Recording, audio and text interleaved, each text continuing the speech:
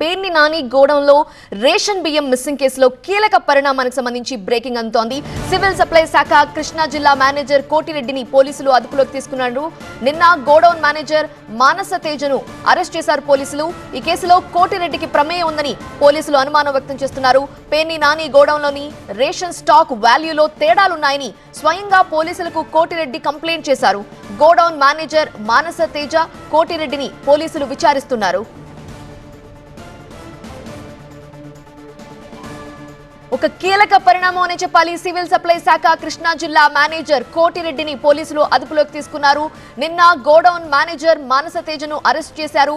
ఈ కేసులో కోటిరెడ్డికి ప్రమేయం ఉందని పోలీసులు అనుమానం వ్యక్తం చేస్తున్న నేపథ్యంలో ఆయనే కంప్లైంట్ ఇచ్చారు. ఆ స్టాక్ వాల్యూలో కొన్ని తేడాలున్నాయని కోటిరెడ్డి కంప్లైంట్ చేశారు. ఈ నేపథ్యంలోనే ఆయన అదుపులోకి తీసుకుని విచారిస్తున్నారు.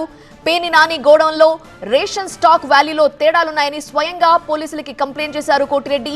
గోడౌన్ మేనేజర్ మానస తేజని అలానే కోటిరెడ్డిని విచారిస్తున్నారు పోలీసులు.